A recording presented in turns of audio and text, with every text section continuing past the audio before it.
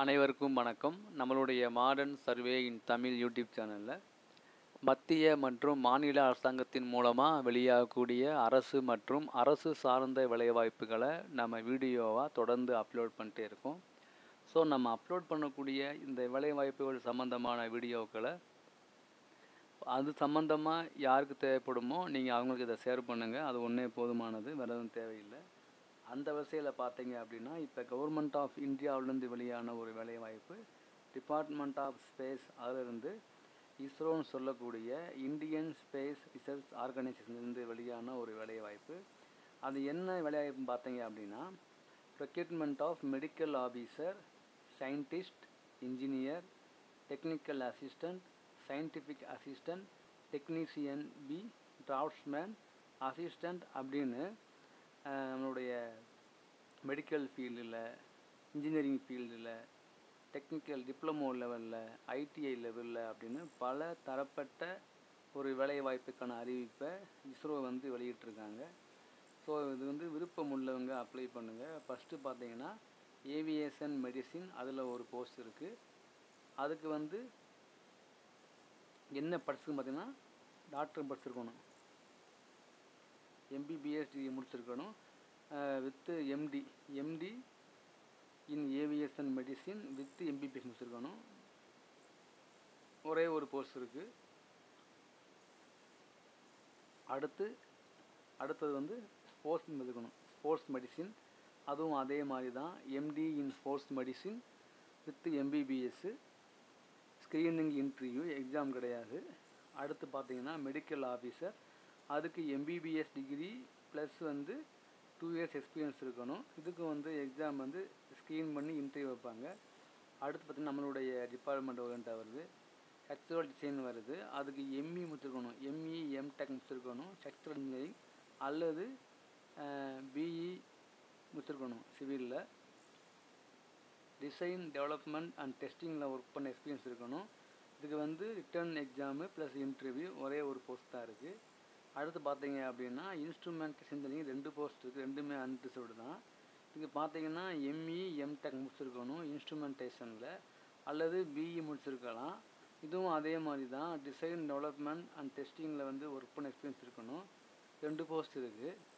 அடுத்து பார்த்தீங்கன்னா safety reliability engineering, அதில் பார்த்தீங்க அப்படின்னா பிஇ பிடெக்கில் ஏதாவது ஒரு டிஸ்பிளே ஏதாவது ஒரு இது முடிச்சிருந்தா போதுமானது. அது சேஃப்டி ரிலையபிலிட்டி இன்ஜினியரிங் படிச்சிருக்கணும். அது risk assessment, certification for human space system, data collection, data analysis, அதில் ஒர்க்கிங் பண்ண அனுபவம் இருக்கணும். இதுக்கு எக்ஸாமு ப்ளஸ் இன்டர்வியூ இருக்குது. அடுத்து பார்த்தீங்க அப்படின்னா இது மொத்தம் எத்தனை போஸ்ட்னா ஒரே ஒரு போஸ்ட் இருக்குது. அடுத்து நான் பார்க்கக்கூடியது இண்டஸ்ட்ரியல் ப்ரொடக்ஷன் அல்லது இண்டஸ்ட்ரியல் மேனேஜ்மெண்ட், அதில் 3 போஸ்ட் இருக்குது. 3மே அன்ரிசர்வ்டு தான், சேம் தான், எம்இ எம்டெக் அல்லது பிஇ பிடெக் முடிச்சிருக்கணும். அதாவது project management activities in finance management படிச்சிருக்கணும். லைக் என்னன்னா planning, monitoring, controlling and costing of various missions including work break down structure முடிச்சிருக்கணும். இதுக்கும் அதே மாதிரி தான், எக்ஸாமு ப்ளஸ் இன்டர்வியூ இருக்குது. ஸோ அடுத்து பார்த்தீங்க அப்படின்னா சேஃப்டி, மொத்தம் 2 போஸ்ட் இருக்குது. எம்இ முடிச்சிருக்கணும், எம்இ எம்டெக் அல்லது பிஇ முடிச்சிருக்கணும். அதே மாதிரி தான், அந்த சொந்தமான ஒர்க் அனுபவம் வேணும். அடுத்து தெர்மல் இன்ஜினியரிங், ஒரே ஒரு போஸ்ட் இருக்குது. எம்இ எம்டெக் முடிச்சிருக்கணும் தெர்மலில், அல்லது பிஇ பிடெக் இன் எனர்ஜி முடிச்சுன்னா போதும். அடுத்து இதுதான், இது முடிஞ்சு. அடுத்து நான் பார்க்கக்கூடியது என்ன அப்படின்னா டெக்னிக்கலில் உள்ள எக்ஸாம். மெக்கானிக்கலில் பார்த்தீங்க அப்படின்னா மெக்கானிக்கலில் 13 போஸ்ட் இருக்குது.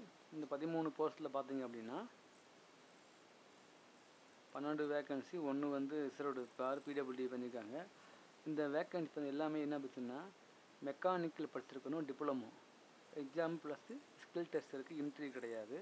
அடுத்து எலக்ட்ரானிக்ஸு 11 வேக்கன்சி இருக்குது. இந்த 11 வேக்கன்சிக்கும் பார்த்தீங்கன்னா ஃபஸ்ட் கிளாஸ் முடிச்சிருக்கணும், டிப்ளமோ முடிச்சிருக்கணும், அவ்வளோதான். அடுத்து எலக்ட்ரிக்கல், அதே மாதிரி டிப்ளமோ முடிச்சிருக்கணும் எலக்ட்ரிக்கலில். அப்புறம் அடுத்து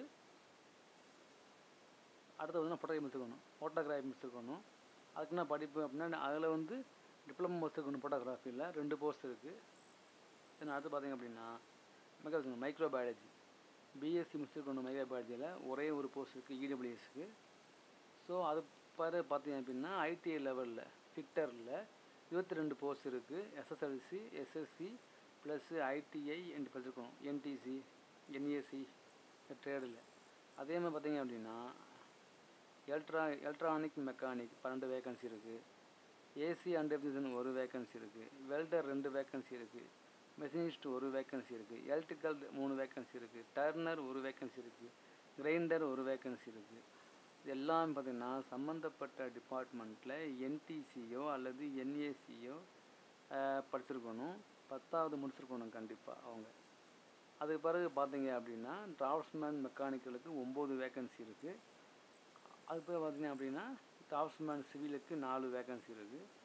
இந்த டிராஃப்ட்ஸ்மேனுக்கும் சம்மந்தப்பட்ட பிரிவுகளில் அவங்க ஐடிஐ முடிச்சிருக்கணும். ஸோ இதுதான் பார்த்தீங்க அப்படின்னா இந்த இதனுடைய இது. ஸோ ஒவ்வொன்றுக்கும் என்னென்ன சம்பளம் டீட்டெயிலாம் அதை கொடுத்துருக்காங்க. நீங்கள் பார்த்தா உங்களுக்கு தெரியும். சயின்டிஸ்ட் இன்ஜினியர் பார்த்தீங்கன்னா 84,150 ரூபா சம்பளம். அதே மாதிரி டெக்னீஷியன் சொல்லக்கூடிய அவங்களுக்கு சம்பளம் எவ்வளோ அப்படின்னா 67,350 ரூபா சம்பளம். அப்புறம் சயின்டிஃபிக் அசிஸ்டன்ட் பார்த்தீங்கன்னா 67,350 ரூபா. அப்போ டெக்னீஷியன் பிக்கு 32,550 ரூபா. அதுதான் டிராஃப்ட்ஸ்மேனுக்கும் அதுதான். மற்ற எல்லாருக்குமே ஒரே சம்பளம் தான். ஸோ இதுதான் என்னுடைய இது. எப்படி இந்த தகுதி இருக்குது எல்லாமே ஹிந்தி இங்கிலீஷில் இருக்குது. நான் சொன்னது தான். ஸோ சம்மந்தப்பட்ட படித்தவங்க அப்ளை பண்ணுங்கள். அப்ளை பண்ணக்கூடிய லாகின் பார்த்தீங்க அப்படின்னா www.isro.gov.in போய் கரண்ட் ஓப்பனிங்ஸ் இருக்கும். அதில் போய் அப்ளை பண்ணுங்கள். 19/9 அக்டோபர் 9 அப்ளை பண்ணிக்கலாம்.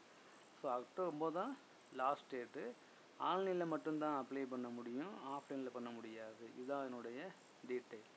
ஸோ ரிட்டன் டெஸ்ட் இருக்கும், அப்புறம் ஸ்கில் டெஸ்ட் இருக்கும். சில பேருக்கு ரிட்டன் டெஸ்ட் எக்ஸாம் இல்லாமல் இருக்கும், சில பேருக்கு இன்டர்வியூ இல்லாமல் இருக்கும். அது அவங்களுடைய இதை பொறுத்து இருக்குது. இதுக்கு அப்ளை பண்ணுற ஃபீஸ் தான் 250 ரூபா ஃபீஸு. 750 ரூபா மற்ற எல்லாத்துக்கும். நான் ரிஃபண்டபிள் அப்படிங்கிறது 250 ரூபா. 750 ரூபா ஃபஸ்ட்டு அவங்க பே பண்ணிடணும். 500 ரூபா நம்மளுடைய எஸ்சி எஸ்டி பிடபிள்யூடி அவங்களுக்கு மட்டும் 500 ரூபா.